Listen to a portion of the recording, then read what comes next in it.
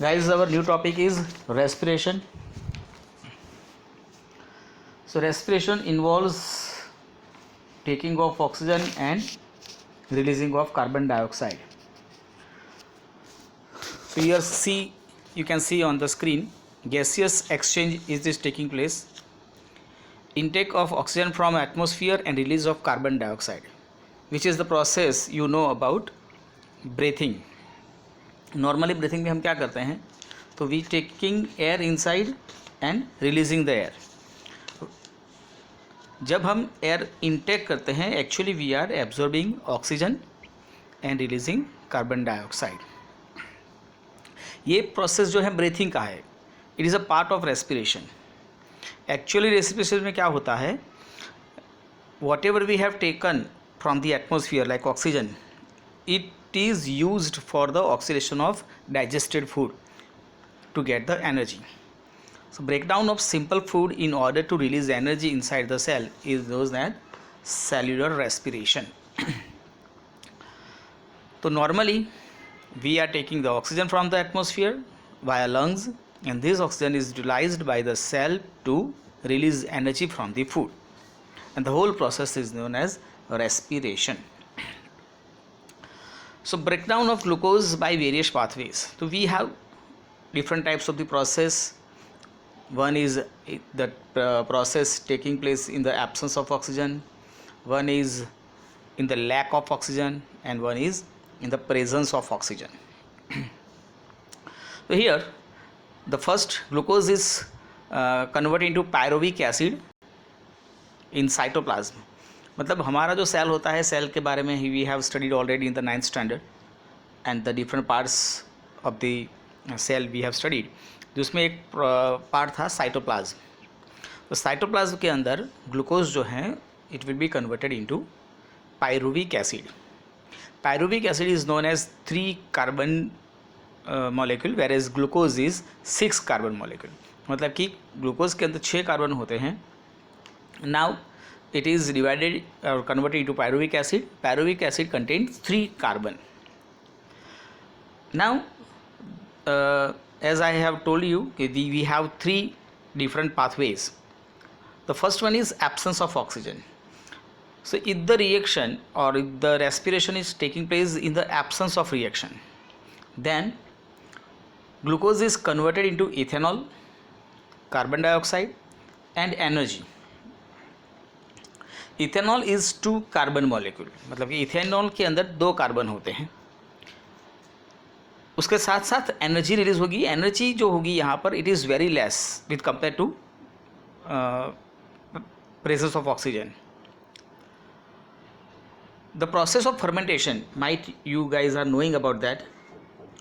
Fermentation process is taking place in the absence of oxygen. Here in the process of conversion of pyruvic acid into ethanol, carbon dioxide, energy by yeast. yeast जो होता है वो इस glucose को ethanol, carbon dioxide और energy में convert कर देता है. नॉर्मली जो भी होता है, जैसे आप देखो कि भाई वो the doughs of idli, dosa और the making of wine, in this whole process the yeast is used. In bakery also.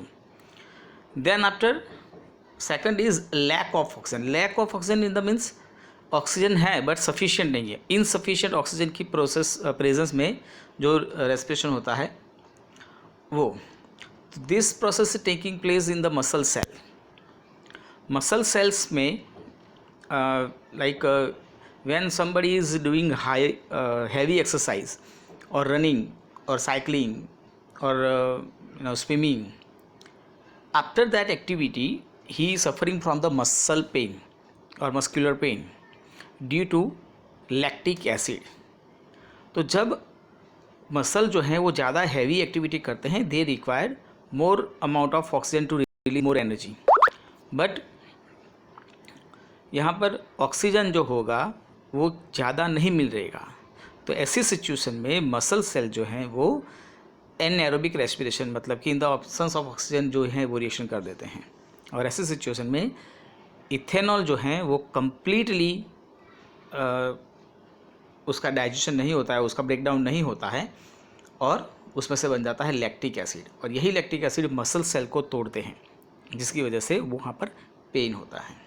तो यहाँ पर भी लैक्टिक एसिड के साथ एनर्जी रिलीज होगी, but energy it is again here less in amount. And the third one is in the presence of oxygen. This reaction is taking place into mitochondria. Mitochondria is a part of cell, और वहाँ पर oxygen जो है वो fully utilise होगा, and the glucose is converted into carbon dioxide, water and energy. Here the amount of energy is higher than the both of absence और lactic acid जो था उसके कंपेयर में ये ज़्यादा होगा. Nearly 38 ATP is released in the presence of oxygen, whereas in the absence of oxygen nearly 2 ATP it is released. तो ये जो दोनों प्रोसेस हैं, मतलब कि presence of oxygen it is known as aerobic reaction और aerobic respiration, whereas absence of oxygen है उसको हम कहते हैं anaerobic respiration. And the energy it is produced here in the form of ATP. ATP मतलब adenosine triphosphate. Adenosine triphosphate. So now जैसे हमने कहा कि we have two types of the respiration, aerobic and anaerobic respiration. Here we have given here the difference between them. Just you can study it. क्या है इसमें? तो aerobic के अंदर प्रेजेंस ऑफ ऑक्सीजन होगा, एनारोबिक के अंदर एब्सेंस ऑफ ऑक्सीजन होगा. Aerobic it is taking place in the mitochondria, whereas anaerobic it is taking place in the cytoplasm. Aerobic के अंदर जो एंड प्रोडक्ट्स होंगे वो रहेंगी carbon dioxide, water and 38 ATP, whereas in the anaerobic respiration alcohol, lactic acid and 2 ATP. Then human respiratory system, much important point guys. तो यहाँ पर हमने जो देखा कि भाई ऑक्सीजन जो है it is necessary for the living organism, it is for the human. अगर हम बात करें तो वो ऑक्सीजन जो है वो इनटेकिंग करते हैं by the nostrils, but we have to study about the whole pathways, मतलब कि पूरा जो सिस्टम है उसके बारे में हमें यहाँ पर देखना पड़ेगा. तो human respiratory system we have given, but ऐसा नहीं है कि हर एंड एवरी ऑर्गेनिज्म जो है उसमें यही सब प्रोसेसेस ऐसे ही होती होगी. Suppose some organisms like earthworm, so they can absorb the oxygen from the skin. Some organisms like frog, so they have both the system, skin and the lungs. Some organisms like fish, they have gills for the respiration. The different types of the animals has the different types of the structures. Here we have, in our course we have given the human respiratory system. So the pathways we have given here. The passage of air through the respiratory system. So air is passes or entering into the our body by the nostrils, and then after it is passes through the nasal passage, then cavity, then pharynx, then larynx, then trachea, then bronchs, then lungs, then bronchioles and then alveolar, and last में आएगा blood capillaries. तो ये पूरा pathways है. ये जैसे ही blood capillaries तक जाता है, ये अंदर ऑक्सीजन की एंट्री हुई और कार्बन डाइऑक्साइड का रिलीज होना उसके अपोजिट पाथवेज में जाएगा. मतलब ऑक्सीजन की एंट्री होती है नॉस्ट्रिल टू ब्लड कैपिलरीज, जबकि कार्बन डाइऑक्साइड जो होगा वो ब्लड कैपिलरीज टू नॉस्ट्रिल जाता है. तो here in case of the human respiratory system we are taking the air via nostrils. हम नॉस्ट्रिल से एयर को अंदर लेते हैं. Then this the air passing through the nostrils is filtered by fine hairs. तो यहाँ पर अगर आप देखेंगे नॉस्ट्रिल्स में दो सिस्टम होती है, एक होता है mucus and the second one is fine hair. Fine hair जो है उसमें एयर जो है वो फिल्टर हो जाती है. म्यूकस और ये दोनों मिलकर करते क्या हैं, एयर को फिल्टर करते हैं.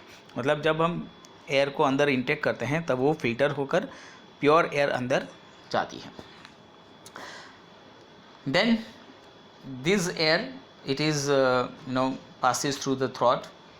थ्रोट में जैसे हमने कहा कि भाई आगे आएगा नसल कैविटी आएगा, pharynx and larynx and then trachea.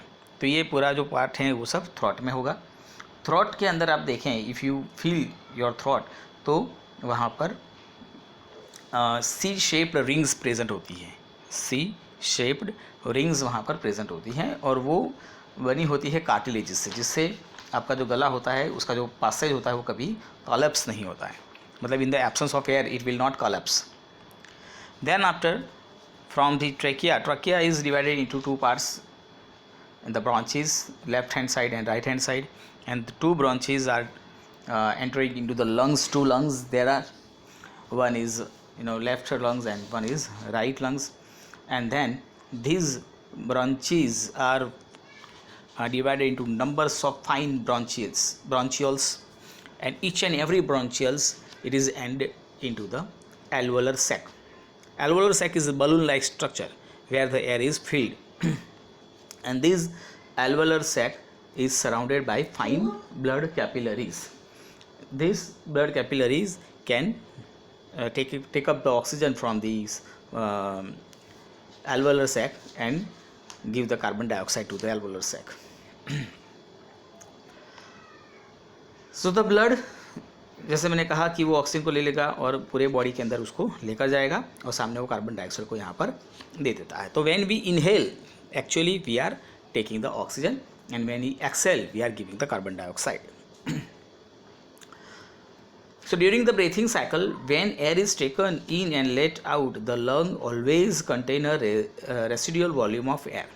मतलब जब एयर हम अंदर करते हैं या बाहर निकालते हैं, मतलब ब्रेथ इन करते हैं ब्रेथ आउट करते हैं, तो इसका मतलब ऐसा नहीं है कि हम पूरी एयर जो है हमारे लंग से बाहर निकाल देते हैं. Some of air it is there,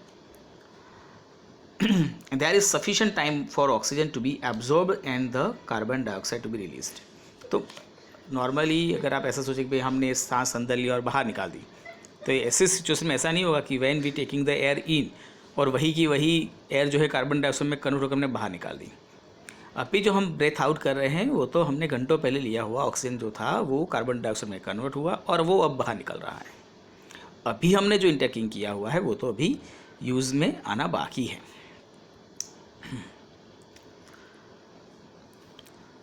now mechanism, मतलब कैसे ये एयर का जो हमने जो अभी डिस्कस किया वही पॉइंट है, इनहेलेशन एंड एक्सहेलेशन. तो during inhalation the thoracic cavity expands, मतलब हमारी जो थोरैक कैविटी मतलब चेस्ट कैविटी जो है वो एक्सपांड होती है. थोरैक कैविटी, चेस्ट कैविटी और एब्डोमेन कैविटी के बीच में हमारे यहाँ पर एक डायफ्रैगम होता है, and the diaphragm is move upward and downward, और उसी से हमारे चेस्ट कैविटी इंक्रीज डिक्रीज होती रहती है. साथ में ही हमारे जो रीब केज हैं वो भी मूव्स होते हैं. तो when we taking the air, मतलब कि इनहेल करते हैं, तब हमारे जो रीब्स हैं वो एक्सपांड होते हैं, लिफ्ट अप होते हैं. डायफ्रैगम जो होता है वो नीचे की तरफ जाता है और जिसकी वजह से अंदर की जो चेस्ट कैविटी वो इंक्रीज हो जाती है और बाहर की air moves inside the lungs. और एक्सेलेशन के दरमियान क्या होगा कि भाई थोरैक कैविटी जो है वो डिक्रीज हो जाती है, उसका साथ में ही ये जो हमारा डायफ्रैगम है वो अपर की तरफ मूव करता है, जिससे प्रेशर इंक्रीज हो जाता है और वही एयर बाहर निकाल जाती है, मतलब कि एक्सेलेशन होता है. In the sense we are not taking the air inside और ब्रेथ इन और ब्रेथ आउट.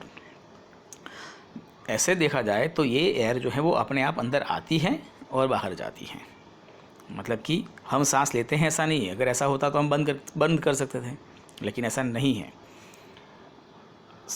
एयर जो है वो फोर्सफुली अंदर आ ही जाएगी और ऐसे ही वो निकल भी जाएगी. We can not stop the process of inhaling और एक्सहेलेशन.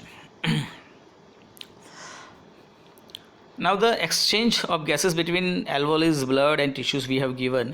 तो air which is rich in oxygen it is entering into our body, and blood जो है उसमें से वो ऑक्सीजन को लेकर पूरे बॉडी में जाता है. वहाँ पर oxygen binds with the haemoglobin, haemoglobin जो है उसके साथ उसका रिएक्शन होता है और फिर वही ऑक्सीजन जो है वो टिश्यूज़ में जाता है. टिश्यू में जाकर वहाँ पर उसका जो रिएक्शन होगा, रेस्पिरेशन होगा, वहाँ से वो फिर जो भी कार्बन डाइऑक्साइड है उसमें वो कन्वर्ट हो जाएगा. उसके अपोजिट कार्बन डाइऑक्साइड जो है वो टिश्यूज़ में से मतलब जाएगा ब्लड में, और ब्लड में से फिर जाएगा वो blood vessels and then after alveolar sacs में से निकल जाता है बाहर. मतलब कि जैसे ऑक्सीजन आता है उसी तरह से ऑक्सीजन कार्बन डाइऑक्साइड उसके अपोजिट वे में बाहर चला जाता है। जैसे आगे हमने बात की थी टेरेस्ट्रियल ऑर्गेनिज्म है, एक्वेटिक ऑर्गेनिज्म है, उसके अंदर अलग अलग मेथड होती हैं ऑक्सीजन को। जैसे टेरेस्ट्रियल हैं उनके लिए लंग्स हैं, नॉस्ट्रिल्स हैं, वहाँ से एटमॉस्फेयर में से वो ऑक्सीजन लेते हैं। एक्वेटिक एनिमल जो हैं वो पानी में से डिजोल्व ऑक्सीजन लेते हैं, उसके लिए उनके पास गिल्स होती हैं या स्किन से वो कर सकते हैं। और प्लांट्स जो होते हैं वो स्टोमेटा होते हैं present in the leaves, stomata present in the stems and the root surface also, तो वहाँ से वो ऑक्सीजन को इनटेक करते हैं। तो ये था हमारा रेस्पिरेशन प्रोसेस।